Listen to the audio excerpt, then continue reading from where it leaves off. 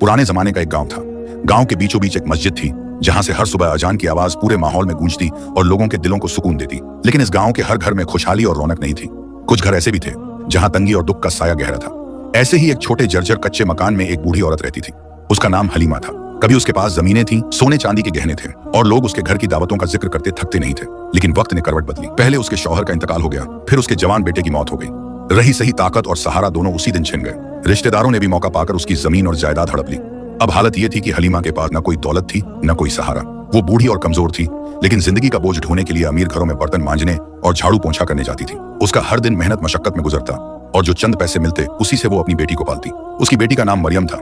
मरियम नर्मदिल और खूबसूरत लड़की थी जिसकी आंखों में हमेशा एक मासूम सी चमक रहती। बचपन में उसके भाई और बहन दोनों की मौत हो चुकी थी, इसीलिए वो अपनी माँ की इकलौती संतान थी। माँ बेटी का रिश्ता बहुत गहरा था। हलीमा के लिए मरियम ही उसका सहारा थी और मरियम के लिए उसकी माँ ही उसकी पूरी दुनिया। मरियम अपनी माँ की मदद करने में कभी पीछे नहीं हटती थी। जब हलीमा काम से थक कर लौटती तो मरियम उसके पांव दबाती, पानी लाकर देती और कहती, अम्मी आप क्यों इतना थक जाती हैं? अल्लाह बड़ा है, एक दिन हमारी हालत भी बदल जाएगी। हलीमा अपनी बेटी को देखकर मुस्कुराती, मगर उसके दिल में हमेशा यह खौफ रहता कि अगर वो बीमार हो गई या उसके हाथ पांव जवाब दे गए तो मरियम का क्या होगा। गांव के लोग अक्सर मरियम की तारीफ करते। कोई कहता ये लड़की तो फरिश्ते जैसी है, कोई कहता अल्लाह ने इसे बहुत नेक बनाया है, मगर तारीफ से पेट नहीं भरता। हकीकत यह थी कि माँ बेटी को हर दिन एक वक्त की रोटी के लिए मेहनत करनी पड़ती थी। मरियम भी अक्सर ख्वाब देखती, काश अब्बू और भाई जिंदा होते तो अम्मी को यूं मेहनत न करनी पड़ती। मगर फिर वो खुद को संभाल लेती और अपनी माँ को हिम्मत देती। एक रोज का मंजर कुछ ऐसा था। शाम ढल रही थी, आसमान पर लालिमा फैल रही थी और परिंदे अपने अपने घोंसलों की ओर लौट रहे थे। हलीमा काम से लौट कर आई। उसकी चाल धीमी थी, हाथ कांप रहे थे। उसने आंगन के कोने में रखी चारपाई पर बैठते हुए लंबी सांस ली। मरियम दौड़कर उसके पास आई।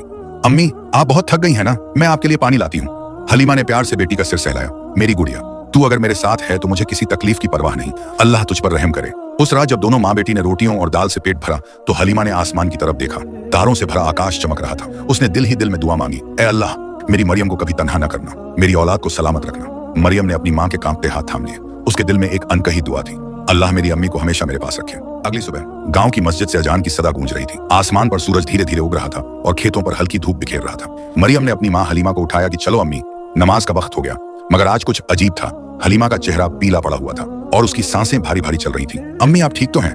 मरियम ने घबराकर पूछा। हलीमा ने जवाब देने की कोशिश की, लेकिन उसकी आवाज कांप रही थी। बेटी शायद थकान है या बुखार चढ़ आया है। मरियम का दिल धड़कने लगा। उसे अपनी माँ को यूं बीमार और कमजोर देखकर जैसे पूरी दुनिया डगमगाती नजर आई। वो रोते हुए उनकी गोदी में सिर रखकर कहने लगी, अम्मी मत घबराइए, मैं आपके लिए अभी पानी लाती हूँ। ठंडा पानी पीने से आप ठीक हो जाएंगी। गांव के पास एक बड़ा तालाब था जहां से लोग पानी भर कर लाते। वही तालाब जिसमें अक्सर बच्चे नहाने और औरतें कपड़े धोने जाया करती। मरियम ने घड़ा उठाया और तालाब की तरफ निकल पड़ी। रास्ता सुनसान था। खेतों के बीच से गुजरती हुई छोटी पगडंडी पर हवा सरसराती थी। नीम और पीपल के पेड़ों से परिंदों की आवाजें आ रही थी। मगर मरियम का दिल भारी था। हर कदम पर उसे अपनी माँ का ख्याल आता। अगर अम्मी की तबीयत और बिगड़ गई तो वो तेज कदमों से तालाब पहुंची। वहां का पानी चमक रहा था, लेकिन किनारों पर दलदल जैसा कीचड़ जमा था। तालाब के पास खामोशी थी। अचानक मरियम को एक अजीब सी आवाज सुनाई दी, जैसे कोई मदद के लिए पुकार रहा हो। बचाओ, कोई है, मुझे बचाओ। मरियम चौंक गई। उसने इधर उधर नजर दौड़ाई। तभी उसकी निगाह तालाब के एक कोने पर पड़ी। वहां एक बूढ़ा आदमी कीचड़ में फंसा हुआ था। उसकी दाढ़ी लंबी और सफेद थी, बाल बिखरे हुए थे और आंखों में अजीब सी चमक थी। उसका चौगा गीला होकर कीचड़ से लथपथ हो चुका था। बेटी मुझे बाहर निकालो वरना मैं डूब जाऊंगा, बूढ़ा कांपती आवाज में बोला। मरियम डर गई, लेकिन उसके दिल में रहम आ गया। उसने आसपास नजर दौड़ाई और झोपड़ी से लाई रस्सी को देखा। उसने जल्दी से रस्सी तालाब के पास के पेड़ से बांधी और उसकी दूसरी छोर बूढ़े की तरफ बढ़ा दी। अंकल इसे पकड़ लीजिए, मैं आपको खींच लूंगी। बूढ़े ने कांपते हाथों से रस्सी थामी। मरियम ने पूरी ताकत से उसे खींचा। उसके पांव कीचड़ में धंस गए। हाथ कांपने लगे, मगर उसने हार नहीं मानी। धीरे धीरे बूढ़ा कीचड़ से बाहर निकल आया और जमीन पर गिर पड़ा। मरियम हाँफ रही थी। उसके हाथ कीचड़ से भर गए थे, लेकिन चेहरे पर तसल्ली थी। उसने पानी की सुराही उठाई और बूढ़े को पीने के लिए दिया। बूढ़ा उसके सामने बैठा गहरी सांस लेते हुए। फिर उसकी आंखों में एक अजीब सी चमक आई।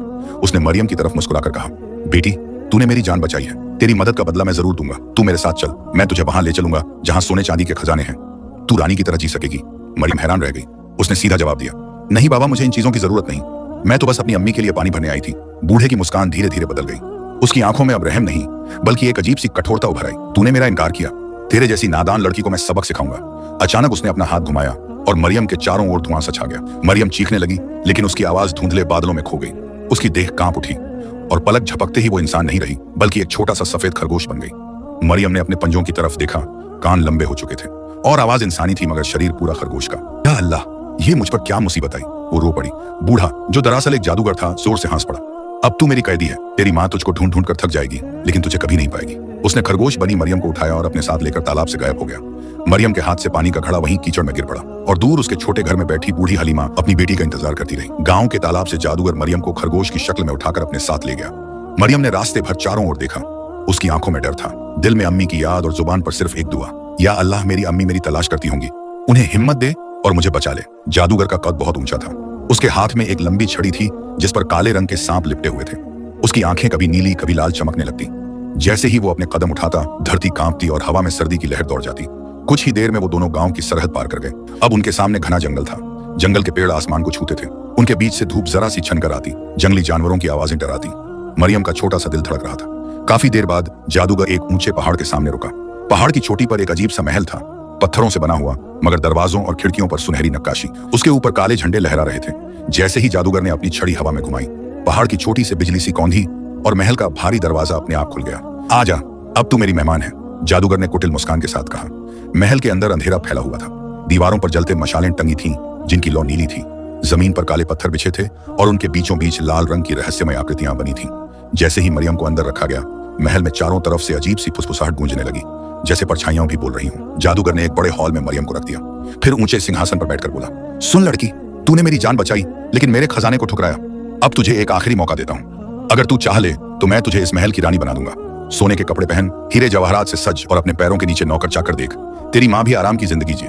मरियम का छोटा खरगोश जैसा दिल कांपा। एक पल को उसे अम्मी याद आई, थकी हुई, बीमार, कमजोर। लेकिन अगले ही लम्हे उसकी आंखों में मजबूती आ गई। उसने इंसानी आवाज में जवाब दिया, नहीं, मुझे तुम्हारी दौलत नहीं चाहिए।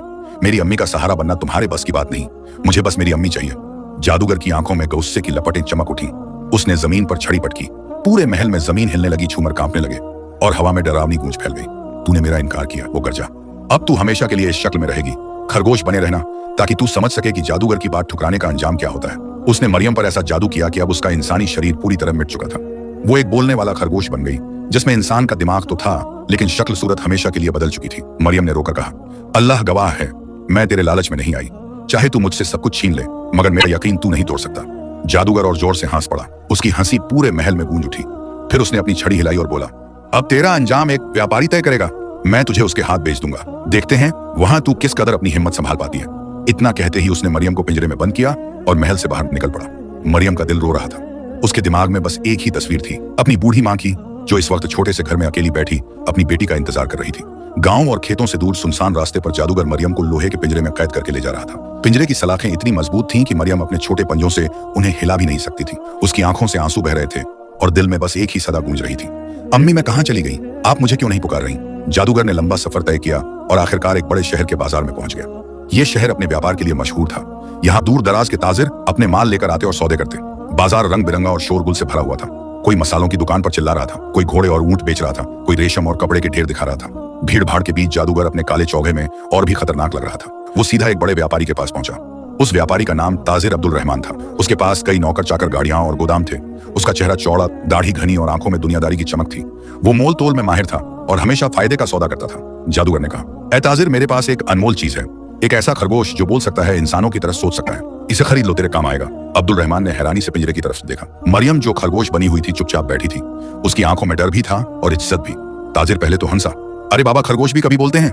लेकिन उसी वक्त मरियम ने इंसानी आवाज में कहा, हाँ मैं बोल सकती हूँ और इंसान की तरह सोच सकती हूँ। भीड़ दंग रह गई। आसपास खड़े लोग फुसफुसाने लगे, ये कैसी अजीब मखलूक है, ये तो जादू है। अब्दुल रहमान की आंखें चमक उठी। उसे समझ आ गया कि यह खरगोश कोई साधारण जानवर नहीं है। उसने जादूगर से कहा, ठीक है, इसे मैं खरीदता हूँ, कितने में देगा? जादूगर ने बड़ी रकम मांगी। थोड़ी देर की मोल तोल के बाद सौदा तय हो गया। अब मरियम का नया मालिक था ताजिर अब्दुल रहमान।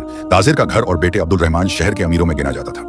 उसका घर पत्थर और लकड़ी से बना बड़ा हवेली जैसा था। वहां नौकर चाकर, घोड़े, ऊंट और हर तरह की रौनक थी। लेकिन उसके घर में एक समस्या थी। उसके दोनों बेटे, बड़ा बेटा मेहनती था, वो गोदाम में बोझ ढोता, सौदों की निगरानी करता और पिता का हाथ बटाता। गांव शहर में लोग कहते, देखो ताजिर का बड़ा बेटा कितना मेहनती और जिम्मेदार है। लेकिन छोटा बेटा बिल्कुल उल्टा था। उसका नाम था यूसुफ। वो निकम्मा और आलसी था। दिन भर सोता रहता, खेल कूद में वक्त बर्बाद करता और जब काम करने को कहा जाता तो बहाने बनाता। पिता को उस पर गुस्सा आता, मगर माँ का लाड उसे हमेशा बचा लेता। यूसुफ जब पहली बार मरियम खरगोश की शक्ल में को घर लाया गया तो हैरानी से बोला, अब्बा, आपने बोलने वाला खरगोश खरीदा है, ये तो कमाल की चीज है। खरगोश मरियम ने उसकी तरफ देखा और धीरे से मुस्कुराई। उसने सोचा, शायद मेरी किस्मत यहाँ से बदल जाए या शायद एक और इम्तिहान हो। उस रात हवेली में सब सो गए, मगर यूसुफ अपने कमरे में जाग रहा था।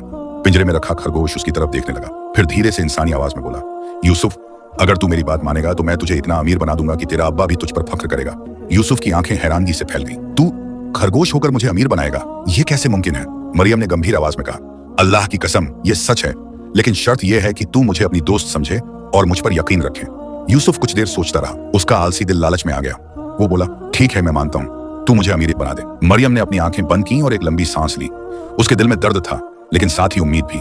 शायद यही रास्ता मुझे मेरी अम्मी से मिलाने का जरिया बने। अगली सुबह ताजिर अब्दुल रहमान अपने बड़े बेटे के साथ गोदाम का हिसाब देख रहा था। नौकर चाकर अनाज की बोरियां और कपड़े के गट्ठर ढो रहे थे। धूप की किरणें हवेली के बड़े आंगन में बिखरी हुई थी। तभी आलसी यूसुफ नींद से उठता हुआ आया। आंखें मली, जंभाई ली और बोला, अब्बा, मैं भी आज कुछ मदद करूं क्या?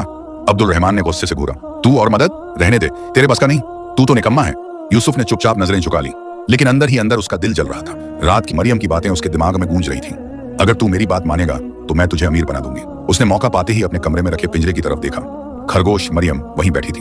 यूसुफ धीरे से बोला, अब मुझे बता, तू क्या करने वाली है? मरियम ने अपनी इंसानी आवाज में कहा। सुन यूसुफ, आज से तेरी किस्मत बदलनी शुरू होगी। तू बस मेरी बात मान और किसी से कुछ मत कहना। यूसुफ हैरान होकर बोला, ठीक है, मगर कैसे? मरियम ने मुस्कुराते हुए कहा, आज रात मैं जंगल जाऊंगी और वहां से ऐसा शिकार लेकर आऊंगी जो इस शहर का कोई भी शिकारी नहीं ला पाया। तू वो शिकार अपने अब्बा को देना और कहना कि ये तोहफा बादशाह को पेश करो। यूसुफ पहले तो हंसा, खरगोश शिकार लाएगा? ये तो और भी मजाक हो गया। मगर उसी रात मरियम चुपके से पिंजरे का ताला तोड़कर बाहर निकली। अपनी छोटी सी देह के बावजूद उसके पंजों में अजीब सी ताकत थी। वो जंगल की तरफ दौड़ी। जंगल अंधेरे से ढका हुआ था। पेड़ों की डालियां हवा से टकराकर अजीब आवाजें निकाल रही थी। दूर कहीं भेड़ियों की हुआ गूंज रही थी, मगर मरियम के कदम मजबूत थे। वो दौड़ती रही, कूदती रही और आखिरकार उसने एक बड़ा हिरन पकड़ लिया। वो हिरन इतना खूबसूरत था कि उसकी खाल सोने जैसी चमक रही थी और सींग मोतियों की तरह दमक रहे थे। ये कोई साधारण हिरन नहीं था, ये जंगल का सबसे नायाब शिकार था। मरियम ने बड़ी चालाकी से हिरन को अपने जादुई असर से काबू किया और फिर हवेली की तरफ ले आई। सुबह जब यूसुफ उठा तो उसने अपने कमरे में हिरन देखा। उसकी आंखें चमक उठी। या अल्लाह, ये तो सच में कमाल हो गया। अब्बा तो खुशियों से फूले नहीं समाएंगे। उसने हिरन को रस्सी से बांधा और अब्दुल रहमान के सामने ले गया। अब्बा, ये देखिए, ये शिकार मैंने हासिल किया है। अब्दुल रहमान की आंखें खुली की खुली रह गईं। ये कहां से लाया तू? इतना नायाब शिकार तो मैंने अपनी जिंदगी में नहीं देखा। यूसुफ ने गर्व से कहा। अब्बा, ये तो बस शुरुआत है, इसे बादशाह को तोहफे में भेजिए। ताजिर ने सोचा, अगर बादशाह को यह तोहफा पसंद आया तो हमारी इज्जत और भी बढ़ जाएगी। तुरंत नौकरों को आदेश दिया गया। हिरन को सजाकर सोने की जंजीरों में बांधा गया और बादशाह के महल भेजा गया। दरबार में जब हिरन पेश किया गया तो बादशाह की आंखें चमक उठी। उसने कहा, वाह, ऐसा शिकार मैंने कभी नहीं देखा। किसने भेजा है ये तोहफा? दरबारी बोले। जहां पनाह, ये तोहफा यूसुफ नाम के एक नौजवान ने भेजा है। बादशाह मुस्कुराया। यूसुफ लगता है बड़ा अमीर और काबिल इंसान है, हमें ऐसे लोगों से दोस्ती करनी चाहिए। यूसुफ का नाम अचानक पूरे शहर में गूंज उठा। लोग कहने लगे, वो निकम्मा लड़का, अरे वो तो बड़ा शिकारी और अमीर निकला। कुछ दिन बाद मरियम ने फिर जंगल जाकर एक और अनमोल तोहफा लाया, एक मोर जिसकी पंखों पर 7 रंगों की चमक थी। जब यह बादशाह को भेजा गया तो उसने और भी तारीफ की। यूसुफ वाकई अमीर और रहस्यमय शख्स है, उसके तोहफों में जादू है। अब यूसुफ का नाम पूरे शहर में फैल चुका था। उसके दोस्त बढ़ने लगे, लोग उसकी बातें ध्यान से सुनने लगे। उसका अब्बा अब उसे निकम्मा नहीं कहता था, बल्कि फख्र से सबको बताता, ये मेरा छोटा बेटा यूसुफ है, अल्लाह ने इसे बड़ी काबिलियत दी है। यूसुफ खुश था, मगर मरियम का दिल हर बार भारी हो जाता। वो सोचती, ये सब मैं अपनी अम्मी से मिलने के लिए कर रही हूँ। अगर अल्लाह ने चाहा तो एक दिन ये रास्ता मुझे मेरी मां तक ले जाएगा। यूसुफ के तोहफों की चर्चा अब पूरे शहर से निकलकर दरबार तक पहुंच चुकी थी। बादशाह हर बार उसका नाम सुनकर हैरान होता और सोचता, ये नौजवान कौन है? कहां से इतना नायाब शिकार लाता है? जरूर बहुत दौलतमंद होगा। दरबारियों ने भी कानाफूसी शुरू कर दी। कोई कहता, यूसुफ तो एक गरीब ताजिर का बेटा है, तो कोई कहता, नहीं, उसके पास जरूर कोई छिपा हुआ खजाना है। मगर असली हकीकत सिर्फ मरियम जानती थी। वो रोज अपनी मासूम शक्ल के पीछे अपना दिल छुपाए यूसुफ की इज्जत बनाती जा रही थी। एक रात यूसुफ अपने कमरे में आलस से लेटा हुआ था। खरगोश मरियम उसके पास आकर बोली, यूसुफ, अब वक्त आ गया है कि तेरी पहचान बादशाह की नजरों में और बढ़े। इसके लिए हमें एक नाटक करना होगा। यूसुफ ने आंखें मलते हुए कहा, अब क्या नया खेल है? पहले ही तूने हिरन और मोर से मुझे शहर का अमीर बना दिया है।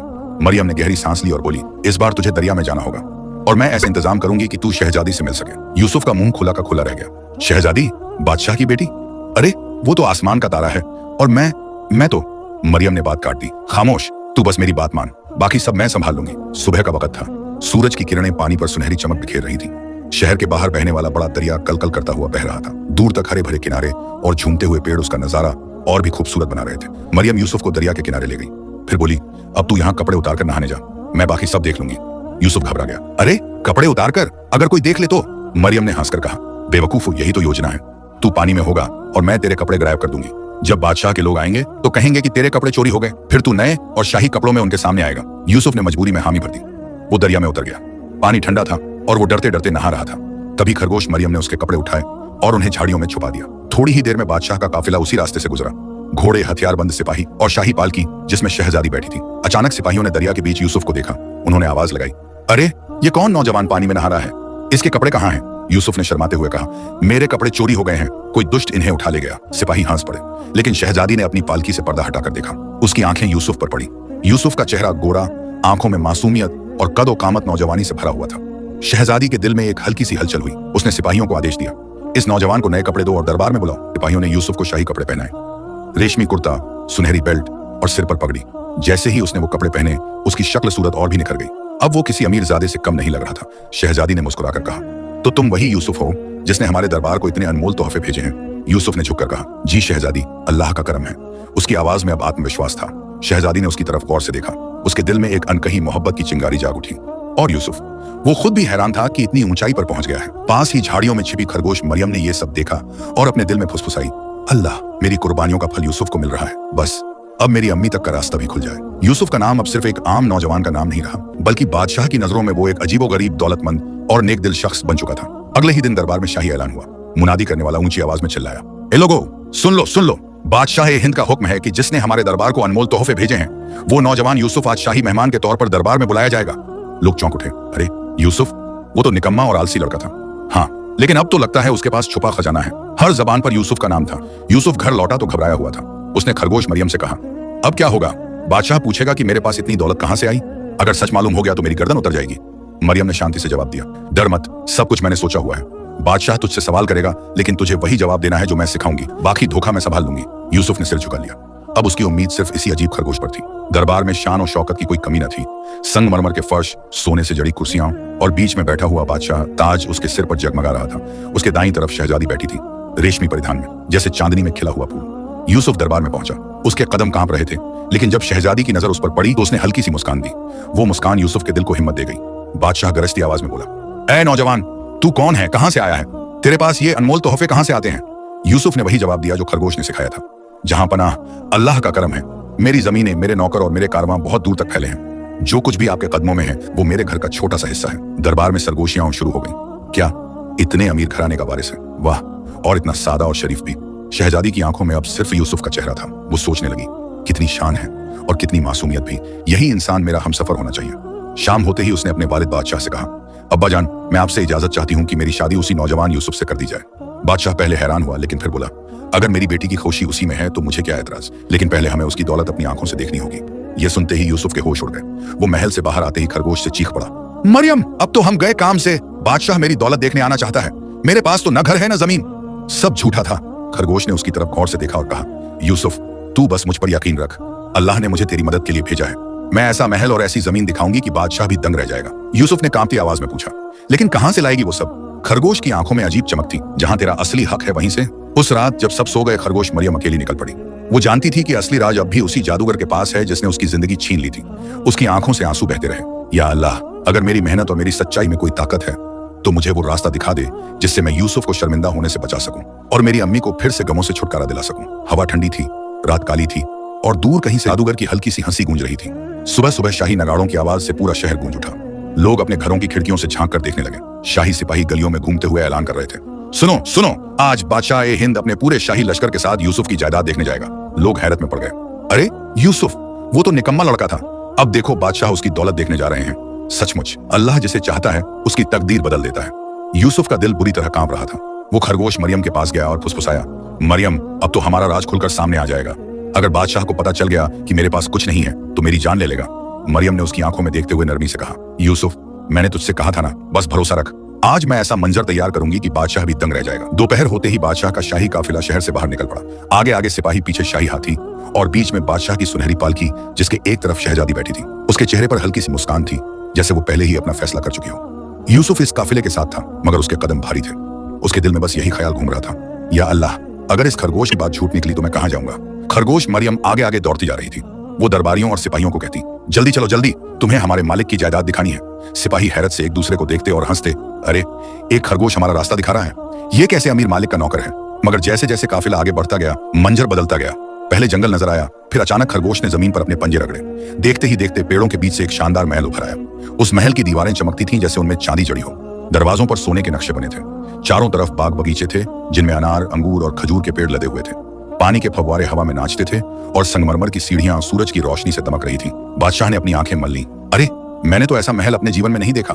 ये नौजवान सचमुच बहुत बड़ा अमीर है। दरबारियों ने एक दूसरे को कोहनी मारी। वाह, इतना बड़ा महल और हमने कभी देखा भी नहीं। शहजादी की आंखों में चमक आ गई। उसने सोचा, यूसुफ वाकई मेरे लायक है। मेरी पसंद गलत नहीं थी। यूसुफ ये सब देखकर दंग रह गया। उसके होंठ सूख रहे थे। वो खरगोश की तरफ झुककर फुसफुसाया, मरियम ये सब कैसे हुआ? मैंने तो कभी ऐसा महल देखा ही नहीं। खरगोश ने मुस्कुराकर कहा, ये महल तेरा नहीं मगर अब तेरा है। याद रख, जादूगर की बुरी करतूतें ही मुझे यहाँ तक लाई हैं। वो जिस दौलत और महल में इतराता था वही अब तेरी इज्जत बचाने का सबब बनेगा। यूसुफ ने कुछ समझने की कोशिश की, लेकिन उसके पास सवाल करने का वक्त नहीं था। जब बादशाह अंदर पहुंचा तो उसने देखा कि सोने की कुर्सियां, मोतियों से जड़ी दीवारें और सैकड़ों नौकर खड़े हैं। सबके सब यूसुफ को झुककर सलाम कर रहे थे। यूसुफ कांपते हुए आगे बढ़ा। वो सोच रहा था कि ये सब नाटक कब तक चलेगा, मगर नौकरों ने झुककर कहा, हमारे मालिक का स्वागत है। दरबारियों की आंखें खुली की खुली रह गईं। ये लड़का सचमुच बादशाह बनने के लायक है। बादशाह ने खड़े होकर ऊंची आवाज में कहा, यूसुफ, आज मैंने तेरी दौलत और तेरी शान और शौकत अपनी आंखों से देख ली। मैं अपनी बेटी की शादी तुझसे करने का ऐलान करता हूँ। पूरा दरबार तालियों और नारों से गूंज उठा। शहजादी ने शर्म से अपना चेहरा झुका लिया। यूसुफ के लिए यह सब किसी सपने से कम नहीं था। उसकी नजर बस खरगोश पर गई और उसने सोचा, अगर ये अजीब खरगोश न होता तो मैं आज कहीं का न रहता। दूर खड़ा खरगोश मरियम अपनी मासूम आंखों से ये सब देख रहा था। उसके दिल में एक टीस उठी, यूसुफ की किस्मत संवर रही है, लेकिन मेरी माँ अब भी उस गांव में अकेली परेशान है। कब तक मैं उसकी बाहों में लौट पाऊंगी? अब हालात पूरी तरह बदल चुके थे। यूसुफ वही लड़का था जो कभी घर पर आलस से पड़ा रहता, भाई पर बोझ समझा जाता और गांव वाले उसका मजाक उड़ाते। लेकिन अब वो बादशाह का दामाद बनने जा रहा था। शहर के लोग उसके बारे में बातें करते हुए कहते, देखा किस्मत कैसे बदलती है। कल तक ये लड़का गली गली भटकता था, आज शहजादी का दूल्हा बनेगा। अल्लाह जिसे चाहता है उसे ऊंचा उठाता है। यूसुफ शाही महल में दावतें खाने लगा, रेशमी कपड़े पहनने लगा और अब वो खुद को सचमुच अमीर समझने लगा। मगर एक शख्स था जो खामोशी से सब देख रहा था, खरगोश मरियम। उसकी आंखों में एक बेचैनी थी। ये सब नाटक है, असली मालिक अब भी वो जादूगर है जिसने मुझे मेरी माँ से जुदा किया। रात का वक्त आया, बादशाह का काफिला अपने महल लौट चुका था। चारों तरफ खामोशी थी। तभी हवाओं में एक अजीब सरसराहट हुई। पेड़ों की टहनियां कांपी और काले बादल आसमान पर छा गए। महल की दीवारों के पीछे से एक लंबा सा साया उभरा। उसके हाथ में चमकती हुई छड़ी थी और चेहरे पर खूंखार मुस्कान। वो था वही जादूगर जिसे मरियम ने कभी तालाब से बचाया था। उसने गुस्से से दांत पीसते हुए कहा, मेरी दौलत, मेरा महल और मेरी जादूगरी, ये सब कैसे एक निकम्मे लड़के के पास पहुंच गई? लगता है उस चालाक खरगोश का हाथ है। उसकी आंखें अंगारों की तरह लाल हो उठी। अब मैं अपना हक वापस लूंगा। मरियम ने अचानक जादूगर की आहट महसूस की। उसकी दिल की धड़कन तेज हो गई। वो अकेले कोने में बैठी दुआ मांग रही थी, या अल्लाह, मेरी मेहनत को जादूगर की बुराई से महफूज रखना। वो जानती थी कि अब असली जंग शुरू होने वाली है। जादूगर ने अपनी छड़ी हवा में घुमाई। अचानक वो शानदार महल जिसकी शोहरत बादशाह तक पहुंच चुकी थी कांपने लगा। दीवारें झिलमिलाई और उनकी चमक धुंधली होने लगी। यूसुफ घबराकर चिल्लाया, ये क्या हो रहा है? मेरा महल, मेरी दौलत सब गायब हो रही है। दरबारियों ने शत से एक दूसरे की तरफ देखा। ये महल तो जैसे धुएं का बना हो। क्या ये सब कोई जादू था? सच यही था, ये महल असली नहीं था। ये तो बस जादूगर की तिलिस्मी ताकतों से बनाया हुआ धोखा था। जादूगर अचानक सबके सामने आ गया। उसकी आवाज गूंज उठी, हा हा हा, ओ बेवकूफ बादशाह, ओ धोखेबाज लड़के, ये महल मेरा है, ये दौलत मेरी है, और वो खरगोश, असल में तुम्हारी सबसे बड़ी धोखेबाजी उसी ने की है। सबकी नजरें खरगोश मरियम पर टिक गईं। शहजादी भी हैरान होकर बोली, ये खरगोश, ये बोल भी सकता है? ये कौन है? यूसुफ पसीने पसीने हो गया। वो कुछ बोलना चाहता था मगर उसकी जबान बंद हो गई। मरियम ने कांपते हुए एक गहरी सांस ली और कहा, सच ये है कि मैं कोई साधारण खरगोश नहीं हूँ। मैं मरियम हूँ, एक इंसान की बेटी। इस जालिम जादूगर ने मुझे जादू से इस शक्ल में बदल दिया था। दरबार में सन्नाटा छा गया। बादशाह ने गुस्से से जादूगर की तरफ देखा। ये सच है? तूने एक मासूम लड़की पर जादू किया? जादूगर ने ठहाका लगाया। हाँ, और अब मैं इसे हमेशा के लिए इसी हालत में रखूंगा। कोई नहीं बचा सकता इसे। जंग का ऐलान, ये कहकर जादूगर ने अपनी छड़ी उठाई। हवा में अंधेरा छा गया। अचानक जमीन कांपी और उसके आसपास आग की लपटें उठी। खरगोश मरियम ने अपनी छोटी सी आंखें बंद की और कहा, या अल्लाह, अगर मेरा सब्र और मेरी नेक नियति तेरी नजरों में कबूल है तो मुझे इस जालिम के जादू से निजात दिला। उसकी दुआ जैसे हवाओं में गूंज उठी। जादूगर और मरियम आमने सामने थे। एक तरफ तिलिस्म और ताकत, दूसरी तरफ मासूमियत और अल्लाह पर यकीन। जादूगर की छड़ी से उठी लपटों ने दरबार को आग की तरह चमका दिया। लोग दहशत से भागने लगे, लेकिन बादशाह अपनी जगह अट्ठा रहा। यूसुफ के चेहरे पर पसीना बह रहा था। शहजादी कांप रही थी और सबकी नजरें उस छोटे से खरगोश मरियम पर थीं। मरियम की आंखों में आंसू थे, लेकिन उसके दिल में एक अडिग यकीन। उसने अपने दिल में कहा, या अल्लाह, तू ही गवाह है कि मैंने अपनी माँ के लिए सब सहा। अब मेरी मदद कर। जादूगर ने अपनी छड़ी उठाई और गूंजती आवाज में कहा, ओ छोटी सी बेचारी खरगोश, तू सोचती है कि मेरे सामने टिक सकेगी? आज तेरा अंत कर दूंगा। उसने छड़ी घुमाई। अचानक हवा में बिजली सी कौंधी और मरियम के चारों ओर अंधेरा छा गया। लेकिन तभी मरियम ने चीखते हुए कहा, तेरा जादू मुझे नहीं डरा सकता, क्योंकि मेरे पास सच और सब्र की ताकत है। मरियम ने छलांग लगाई और अपने छोटे छोटे पंजों से जादूगर की छड़ी पकड़ ली। छड़ी से चिंगारियां निकलने लगीं। पूरा महल कांप उठा। जादूगर गरजते हुए बोला, छोड़ दे, ये ताकत तेरे बस की नहीं। मरियम चीखी, ताकत तेरे बस की है, लेकिन अल्लाह की मर्जी मेरे साथ है। छड़ी अचानक मरियम के पंजों से चमक उठी। एक तेज रोशनी पूरे दरबार में फैल गई। उस रोशनी ने जादूगर को घेर लिया। उसकी लंबी शक्ल सिकुड़ने लगी। उसके हाथ छोटे हो गए, उसके दांत नुकीले हो गए और उसका पूरा जिस्म सिकुड़कर छोटा सा हो गया। देखते ही देखते वो एक काला चूहा बन गया। पूरा दरबार दंग रह गया। लोग चिल्ला उठे, जादूगर चूहा बन गया। चूहा डरकर इधर उधर भागने लगा। वो कभी पर्दे के पीछे छुपता, कभी दीवार की दरार में घुसने की कोशिश करता। लेकिन अचानक एक असली बिल्ली कूद कर आई।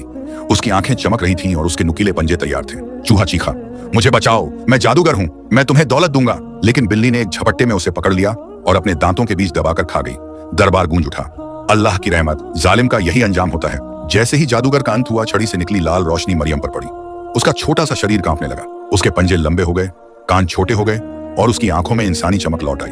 देखते ही देखते खरगोश मरियम एक हसीन लड़की में बदल गई। वही मासूम मरियम, वो बच्ची जो अपनी मां के लिए सब सहती रही। पूरा दरबार उसकी तरफ देखता रह गया। यूसुफ हक्का बक्का रह गया। मरियम ने हाथ जोड़कर कहा, जहां पनाह, मैं कोई जादूगरनी नहीं, मैं उस गरीब बूढ़ी औरत की बेटी हूं जिसने जुल्म और गरीबी में मुझे पाला। इस जालिम जादूगर ने मेरी जिंदगी छीन ली थी। बादशाह ने तुरंत सिपाहियों को हुक्म दिया, उसकी मां को ढूंढकर यहाँ लाओ। कुछ ही देर में बूढ़ी औरत को दरबार में लाया गया। उसके कपड़े फटे हुए थे, चेहरे पर थकान और आंखों में आंसू। जैसे ही उसने मरियम को इंसानी शक्ल में देखा, वो चीख पड़ी, मरियम, मेरी बेटी मरियम। दोनों एक दूसरे से लिपट गई। मां की आंखों से आंसू झरझर बह रहे थे। मरियम कह रही थी, अम्मी, अब हमें कोई जुदा नहीं कर सकेगा। पूरा दरबार इस नजारे को देखकर भावुक हो गया। बादशाह ने खड़े होकर कहा, मरियम और उसकी मां ने तकलीफें सही हैं। आज से इनके लिए नया घर बनाया जाएगा। इनके लिए जिंदगी की सारी सुविधाएं होंगी। फिर उसने यूसुफ की तरफ देखा और कहा, ओ नौजवान, तूने मेरे दरबार को तोहफे दिए, मेरी बेटी का दिल जीता। अब मैंने तेरी दौलत अपनी आंखों से देखी और तेरी सच्चाई भी देख ली। मेरी बेटी तेरी दुल्हन होगी। कुछ ही दिनों बाद शहर में शाही शादी का ऐलान हुआ। गलियों में चिराग जलाए गए, ढोल बजाए गए। यूसुफ और शहजादी का निकाह हुआ। मरियम और उसकी मां को भी उसी दिन नया घर दिया गया। उनके चेहरे पर पहली बार सुकून था। मरियम ने आसमान की तरफ देखा और दिल से कहा, या अल्लाह, तूने मेरी मेहनत और सब्र का सिला दिया। शहर खुशियों से गूंज रहा था। यूसुफ और शहजादी अपने महल में बैठे थे, मरियम अपनी मां के पास। बिल्ली दरबार के आंगन में आराम से सो रही थी। वही बिल्ली जिसने जादूगर का खात्मा किया था।